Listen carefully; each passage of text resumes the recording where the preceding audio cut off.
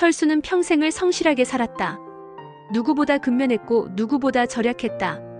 그러나 그 결과는 누구보다 가난했다. 그의 삶은 어릴 적 어머니의 한마디에서 시작되었다.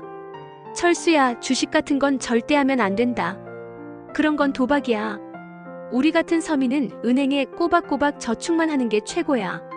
어머니의 목소리는 언제나 따뜻했지만 그 안에는 세상을 향한 두려움이 섞여 있었다. 어린 시절의 철수는 그 말을 믿었다. 어머니가 가르쳐준 대로 살면 언젠가는 안정된 삶을 살 수 있을 거라고 생각했다. 학교를 졸업하고 첫 월급을 받았을 때도 철수는 한치의 망설임 없이 은행으로 향했다. 그날 그는 통장 한 권을 만들고 매달 일정 금액을 자동이체로 넣었다. 이게 바로 어머니가 말씀하신 안전한 길이구나. 통장을 들고 집으로 돌아오던 길, 철수는 뿌듯했다.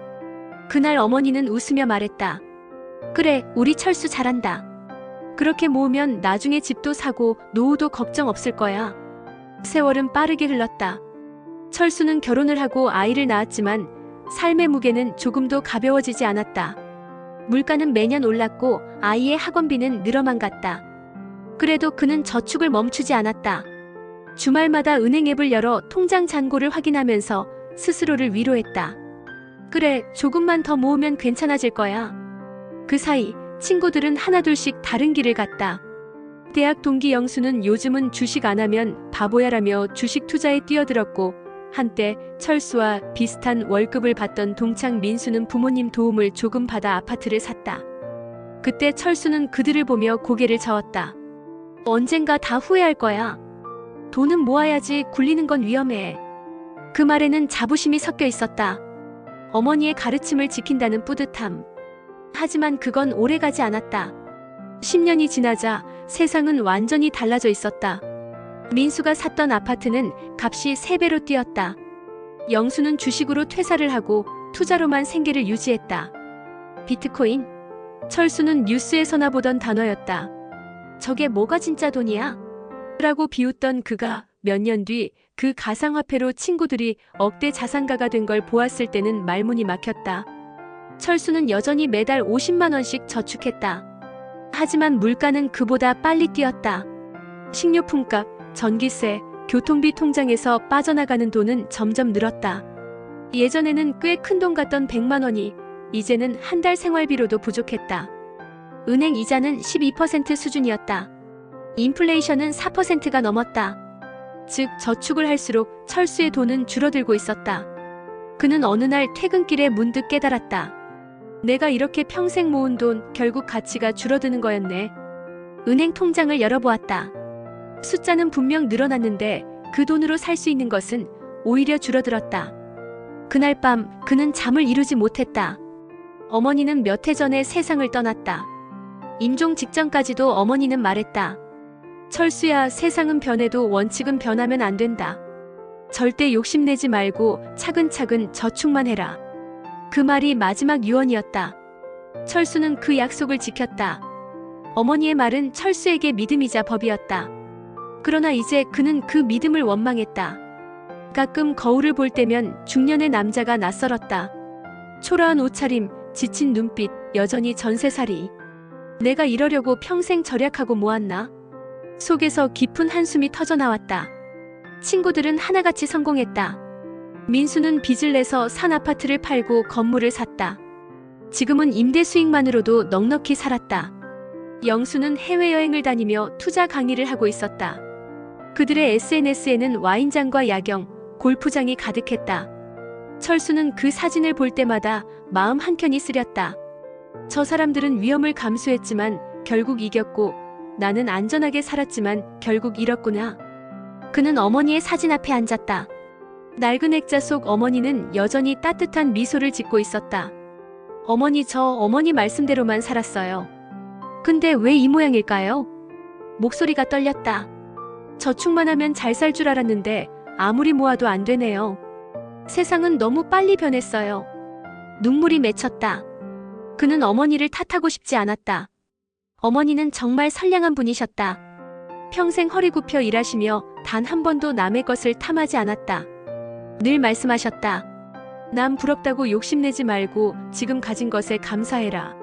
하지만 세상은 감사하는 자가 아닌 움직이는 자에게 상을 주었다. 세상은 변했는데 철수는 멈춰 있었다. 회사를 다닌 지 25년, 그는 여전히 월급쟁이였다. 월급은 거의 오르지 않았고 세금은 늘었고 자식은 대학생이 되었다. 등록금 고지서를 받을 때마다 그는 한숨을 쉬었다. 내가 평생 모은 돈으로도 이걸 다 감당 못하네. 그는 은행 앱을 열어 잔고를 보았다. 숫자는 많았지만 삶은 여전히 팍팍했다. 주변 친구들이 퇴직금을 투자해 더 큰 부를 쌓는 동안 철수는 그 돈을 예금으로 묶었다. 안전하다는 이유 하나로. 그 결과는 명확했다. 그의 돈은 지켜졌지만 그의 인생은 갇혔다. 퇴근길 철수는 오랜 친구 영수를 마주쳤다. 야, 철수야. 아직도 저축만 하냐? 응, 뭐 그게 제일 확실하잖아. 확실하지는 않지. 그냥 가만히 있는 거지. 세상은 움직이는 사람 편이야. 영수의 말은 가볍게 들렸지만 마음 깊은 곳에 날카롭게 박혔다. 집으로 돌아오는 길, 철수는 문득 자신이 선량하게 가난한 사람으로 늙어가고 있다는 사실을 깨달았다. 그는 어머니를 원망했다. 어머니, 그때 왜 그랬어요? 세상이 이렇게 변할 줄 몰랐나요? 그는 스스로에게 물었다. 하지만 대답은 없었다. 다음 날 철수는 출근길에 은행 앞을 지나가다가 잠시 멈춰 섰다.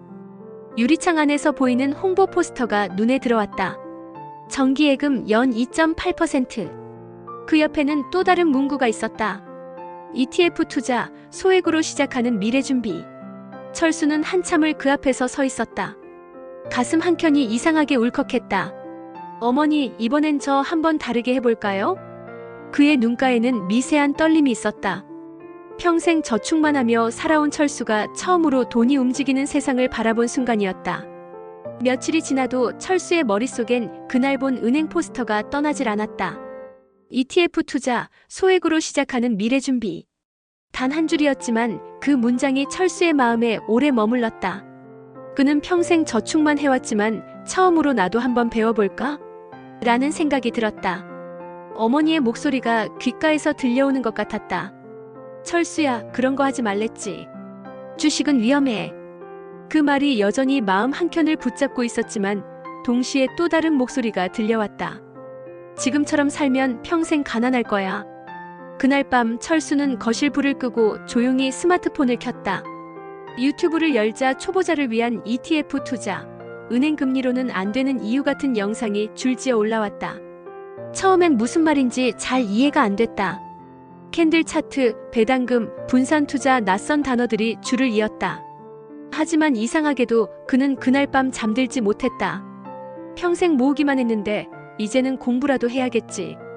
다음 날 그는 퇴근 후 근처 문화센터의 시민 재테크 강좌에 등록했다. 주위 사람들은 놀랐다. 철수 형, 그런 거 한다고? 주식은 위험하다면서요? 나도 이제 좀 배워보려 한다. 모으기만 해서 되는 게 아니더라. 철수는 어색하게 웃었다. 그러나 마음 한켠에서는 묘한 설렘이 피어올랐다. 첫 수업날 강사로 나온 젊은 남자는 자신을 재무코치라고 소개했다. 여러분, 은행이 여러분을 부자로 만들어주지 않습니다. 저축은 방어일 뿐이에요. 공격은 투자가 해야 합니다. 그 말이 철수의 가슴을 쳤다. 강사는 칠판에 이렇게 썼다. 저축은 돈을 지키지만 투자만이 돈을 늘린다. 그 문장을 본 순간 철수는 이상하게 눈이 뜨거워졌다. 마치 지난 30년 동안 자신이 가둬놓은 인생의 답을 이제서야 본 느낌이었다. 그날 이후 그는 퇴근 후 꾸준히 투자 공부를 했다.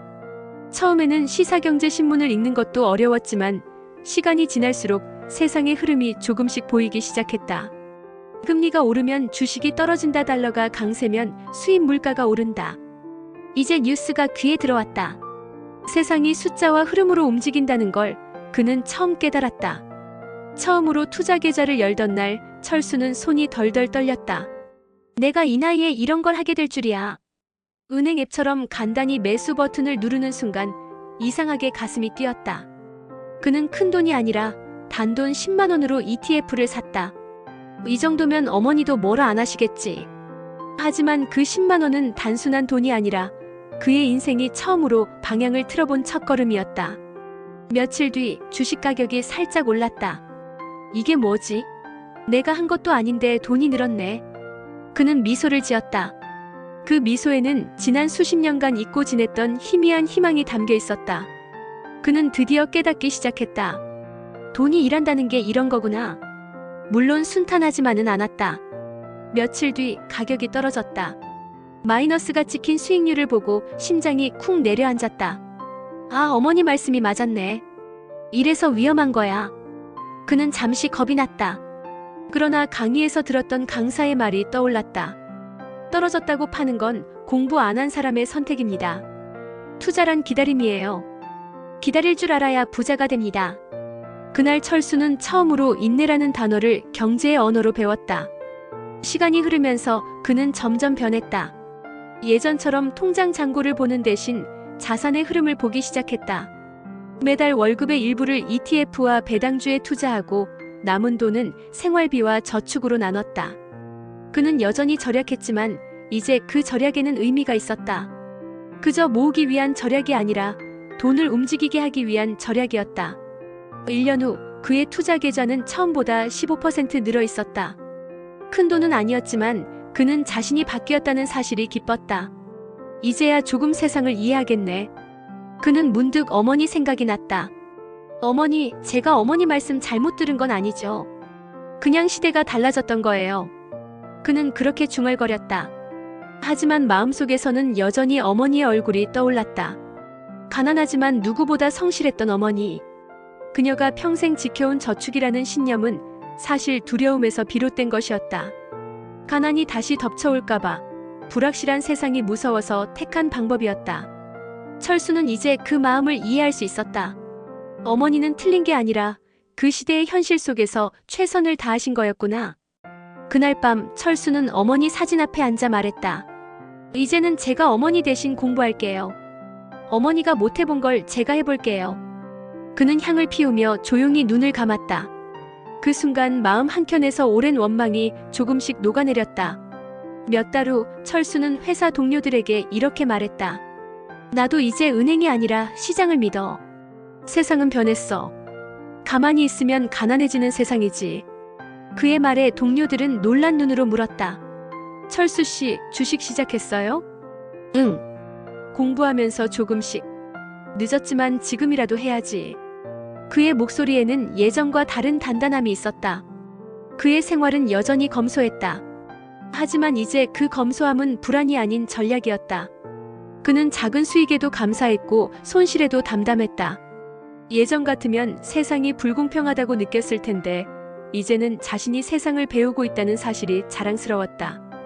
몇 년이 흐른 뒤 철수의 계좌에는 생각보다 큰 돈이 쌓여 있었다.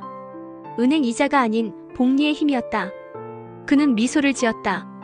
어머니, 이제야 알겠어요. 저축은 돈을 지키는 법이었고 투자는 세상을 배우는 법이네요.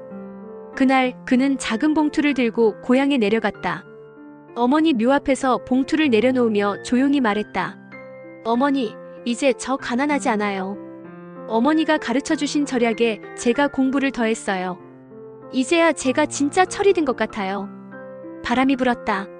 산속의 나뭇잎이 흔들리며 햇빛이 철수의 얼굴에 비쳤다. 그는 천천히 눈을 감았다. 이제는 후회 대신 평안이 자리했다. 평생 저축만 하며 살던 남자가 늦은 나이에야 비로소 깨달았다. 돈을 모으는 것도 중요하지만 세상을 배우는 건 더 중요하다는 것. 어머니가 물려준 성실함에 시대의 지혜를 더했을 때 비로소 삶은 완성된다. 그는 고개를 들어 하늘을 바라보았다. 푸른 하늘 한가운데 마치 어머니가 미소 짓는 듯한 구름 한 조각이 떠 있었다. 어머니, 이제야 어머니의 마음이 보여요. 감사합니다. 그는 그렇게 속삭였다. 그 순간 철수의 마음속에서 오래된 굴레가 완전히 풀렸다. 저축으로 시작된 인생은 이제 비로소 성장의 길 위에 서 있었다.